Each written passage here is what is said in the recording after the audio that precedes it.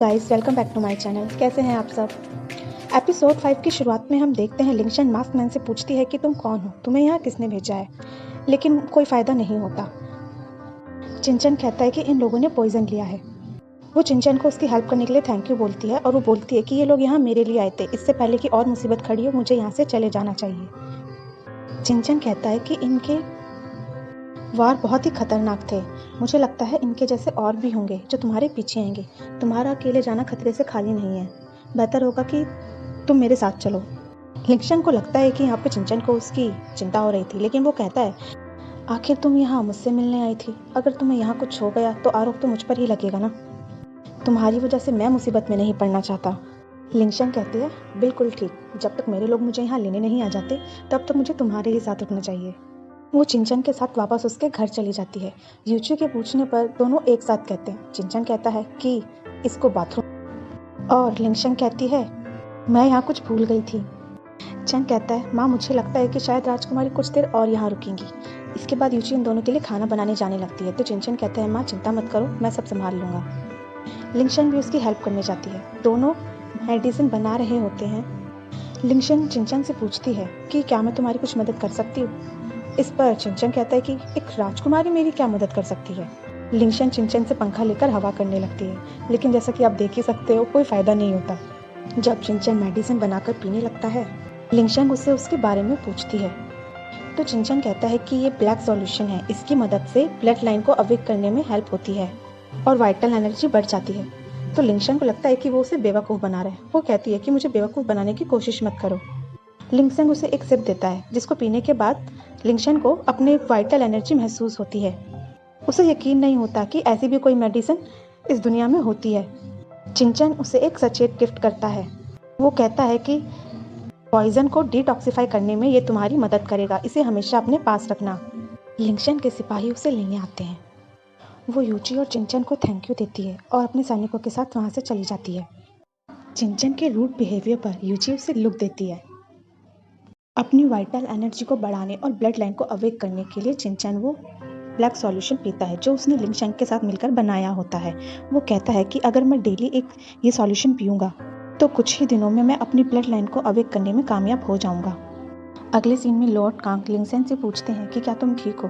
तो लिंगशन कहती है कि वो तो बस कुछ मामूली से किलर थे, मैं बिल्कुल ठीक हूँ। वो सैनिकों से पूछता है कि क्या कुछ पता चला। तो सैनिक कहते हैं कि नहीं, अभी कुछ पता नहीं चला, लेकिन हमने नज़र बनाए रखी हुई है। इस पर लॉर्ड कांग उसे आदेश देते हैं कि जैसे ही कोई भी संदिग्ध व्यक्ति तुम्हें दिखाई दे उसे तुरंत इंटेरोगेशन के लिए लेकर आएं। फिर वो लिंगशन को आदेश देता है कि बेहतर होगा कि तुम कुछ दिनों के लिए घर में ही रहो और कहीं बाहर न जाओ जब तक ये मामला शांत नहीं हो जाता। लिंगशन भी हामी भरती है और कहती है फादर, वो लोग ज़रूर आपके पीछे थे, वो आपसे बदला लेना चाहते हैं, इसलिए अच्छा होगा कि आप भी अपना ख्याल रखें। लॉर्ड कान पूछते हैं कि तुम्हें तो किसी भी एम्ब्रॉयडरी चीज़ों का शौक नहीं था, फिर तुमने ये सचेत क्यों लिया हुआ है। लिंगशन कहती है कि ये मैंने स्ट्रीट्स में से खरीदा है घूमते वक्त। लॉर्ड कान मजाक के वे में कहते हैं कि मुझे तो लगा किसी नोबल मैन ने तुम्हें ये एक लव टोकन की तरह दिया है। जैसे जैसे दिन बीतते जाते हैं चिंचन डेली ब्लैक सॉल्यूशन पीता है और मेडिटेट करता है। देन वो फाइनली तैयार होकर अपनी ब्लड लाइन को अवेक करने के लिए ब्लड लाइन चैम्बर जाता है। वो वहाँ की एक एम्प्लॉय से कहता है जो एक लेडी होती है कि मेरे लिए एक ब्लड लाइन चैम्बर तैयार करो। वो लेडी चिंचन से कहती है कि बच्चे, तुम्हारे पेरेंट्स कहाँ हैं, क्या तुम अकेले आए हो। इस पर चिंचन उसे लुक देता है कि क्या तुमने अभी अभी मुझे बच्चा कहा। वो लेडी कहती है कि और नहीं तो क्या, तुम मेरे छोटे भाई से भी छोटे हो, तो अगर मैं तुम्हें बच्चा नहीं कहूँगी तो और क्या कहूँगी। लेडी कहती है मास्टर चनफेन अभी किसी और विद्यार्थी को मदद कर रहे हैं, अभी वो खाली नहीं है तो वो तुम्हारी मदद नहीं कर पाएंगे, थोड़ा इंतज़ार करो। इस पर चिंचन कहता है मैं मास्टर चनफेन के बारे में नहीं पूछ रहा, मैं बस इतना चाहता हूँ कि तुम मेरे लिए एक चैम्बर तैयार करो। इस पर वो एम्प्लॉय सोचती है कि कहीं तुम खुद से तो ब्लड लाइन अवेक करने के बारे में नहीं सोच रहे। देखो ये बहुत ही खतरनाक हो सकता है, इस दौरान अगर तुम्हें कुछ भी हुआ तो तुम्हारी बॉडी या तुम्हारी जान दोनों खतरे में पड़ सकती हैं। चिंचन कहता है अरे भाई, जो मैंने कहा है वो कर दो।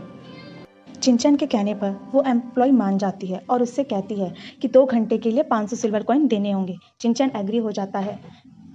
अगले सीन में हमें 2 व्यक्तियों को दिखाया जाता है जिसमें से एक होता है ब्लड लाइन होली लैंड का चीफ ली और दूसरा होता है ब्लड लाइन होली लैंड का मैनेजर लियू तोंग। चीफ ली ल्यूतोंग से कहते हैं कि खुद मिस्टर प्रेसिडेंट इस ब्लड लाइन इंस्ट्रूमेंट्स को मार्शल डोमेन से लेकर आए हैं। ऐसा कहते हैं कि बहुत ही हाई लेवल के ब्लड लाइन प्रैक्टिशनर ही इसका इस्तेमाल अच्छे से कर सकते हैं। इस इंस्ट्रूमेंट को चलाना बहुत ही कॉम्प्लिकेटेड है। मिस्टर प्रेसिडेंट अभी तक इसके बारे में सिर्फ स्टडी ही कर रहे हैं। इस पर कड़ी नज़र रखना, अगर कुछ भी हुआ तो उसके जिम्मेदार तुम होंगे। ल्यूतोंग कहता है, चीफ आप चिंता मत करो, मैं अभी अपने सैनिकों को आदेश दे देता हूँ। मैं वादा करता हूँ कि एक मच्छर भी इस कमरे में उड़कर नहीं आ पाएगा। चीफ ली वहाँ से चले जाते हैं।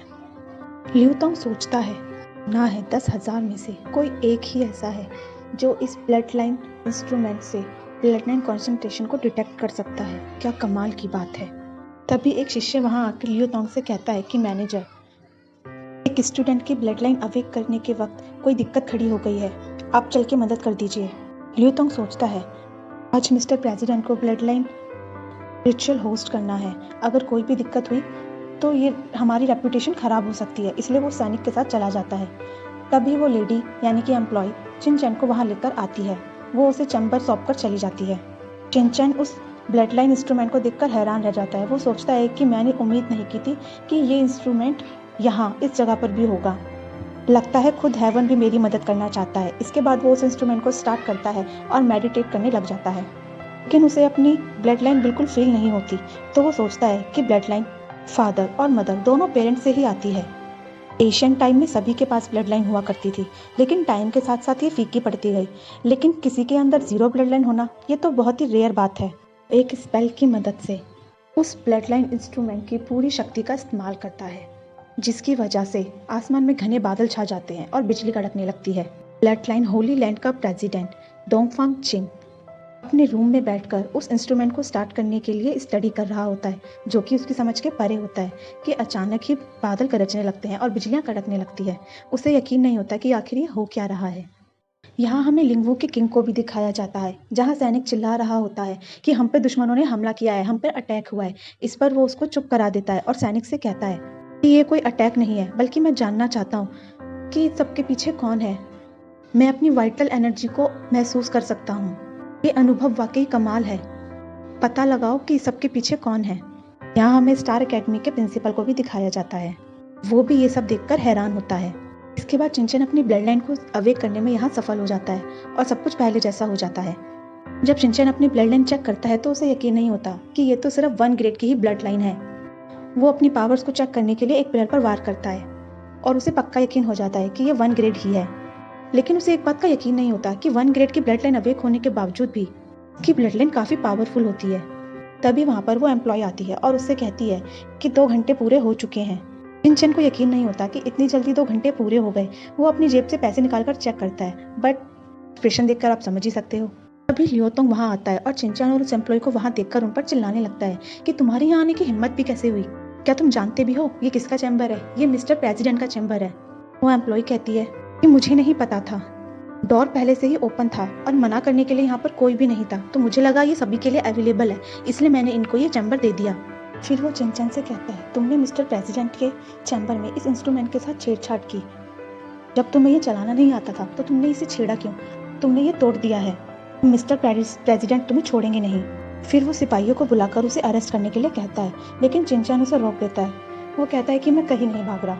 वो उस एम्प्लॉय को उठाता है और उससे पूछता है, क्या तुम ठीक हो? इस पर वो एम्प्लॉय कहती है कि मुझे माफ़ कर देना, ये सारी गलती मेरी थी, आपका इसमें कोई दोष नहीं है, मुझे आपको यहाँ नहीं लाना चाहिए था। चीफ ली के वहाँ आने के बाद ल्यूतोंग कहता है, देखिए चीफ, इसने क्या किया? चीफ ली कहता है, ल्यूतोंग क्या तुमने मुझसे यही वादा किया था? ल्यूतोंग उससे माफ़ी मांगता है, मैंने कुछ नहीं किया, सारी गलती इनकी है। चिनचैन कहता है, चैम्बर का गेट ओपन था और किसी ने भी हमसे ये नहीं कहा कि ये रिस्ट्रिक्टेड एरिया है और यहाँ आना मना है। अगर यहाँ किसी की गलती है तो इस ब्लड लाइन होली लैंड की है। ल्यूतोंग कहता है कि तुमने मिस्टर प्रेसिडेंट का इंस्ट्रूमेंट तोड़ दिया। इस पर चिनचैन कहता है, मैंने तोड़ा नहीं है, मैंने सिर्फ इस्तेमाल किया है। मिस्टर प्रेसिडेंट डोंगफांग चिंग की एंट्री होती है। वो पूछते हैं कि आखिर यहाँ चल क्या रहा है। चीफ ली कहते हैं कि ल्यूतोंग ने अपनी जिम्मेदारी ठीक से नहीं निभाई और उसने किसी और को इस चैम्बर में। डोंगफांग चिंग कहता है, क्या मेरा सख्त ऑर्डर नहीं था कि यहाँ पर किसी को भी नहीं आने देना है? इस पर ल्यूतोंग कहता है कि इसमें मेरी नहीं बल्कि इन दोनों की गलती है। दरवाज़ा खुला था तो क्या उसका मतलब तुम किसी को भी अंदर ले आओगे? अभी भी मुकर रहे हो? तुम्हें पता भी है कि ये इंस्ट्रूमेंट कितना कॉम्प्लिकेटेड है? अगर तुम कुछ जानते नहीं हो तो तुम्हें इसे टच करना ही नहीं चाहिए था। ये बहुत गलत बात है। मुझे तो लगता है ये कोई जासूस है, इसे किसी ने भेजा है। मिस्टर प्रेसिडेंट, मुझे तो लगता है ये दोनों ही जासूस हैं जिन्हें जाओ किंगडम ने भेजा है। चिंचन कहता है, तुम अपनी जान बचाने के लिए मुझ पर कोई भी एक्सक्यूज लगा सकते हो। डोंगफांग चिन उन दोनों को चुप करवा देता है और कहता है कि तुम दोनों बेवकूफ़ हो। चिंचन से बोल, मैं डोंगफांग चिन हूँ, इस ब्लडलैंड होली लैंड का प्रेसिडेंट। आपसे मिलकर मुझे खुशी हुई। क्या आप बता सकते हैं कि आप किसके शिष्य हैं? ये देखकर सब हैरान रह जाते हैं। इस पर चिंचन कहता है कि मुझे अपने मास्टर के बारे में बात नहीं करनी। वो चिंचन से कहता है, सब सोचते हैं कि मिस्टर प्रेसिडेंट इतनी हाई पोजीशन पर हैं, फिर वो इस बिगडैल बच्चे को इतना भाव क्यों दे रहे हैं? चिंचन कहता है, मुझे अपने मेंटोर के बारे में कोई बात नहीं करनी, इसके अलावा कोई और काम? डोंगफांग चिन कहता है, क्या ये इंस्ट्रूमेंट तुमने ऑन किया था? तो फिर इसे ऑफ करने में तुम मेरी मदद कर सकते हो। चिंचन इंस्ट्रूमेंट को ऑफ कर देता है। इसके बाद डोंगफांग चिन चिंचन से कहता है कि क्या तुम मुझे सिखा सकते हो कि तुमने इसे ऑन कैसे किया था? चिंचन कहता है अपने पुराने एटीट्यूड में कि मैं सिर्फ एक बार सिखाऊंगा, तो ध्यान से देखना।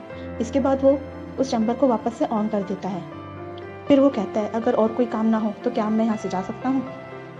डोंगफांग चिन कहता है कि इन्हें बाहर तक छोड़ कर आओ। चलो रहने दो, मैं खुद ही जाता हूँ। चिंचन कहता है, क्या तुम इस एम्प्लॉय को सजा दोगे? इस पर डोंगफांग चिन कहता है, नहीं, क्या आप मजाक कर रहे हो? वापस आकर वो चीफ ली से कहता है कि लियू तोंग को उसकी पोस्ट से बर्खास्त कर दिया जाए और इसे यहाँ से बाहर निकाल दिया जाए।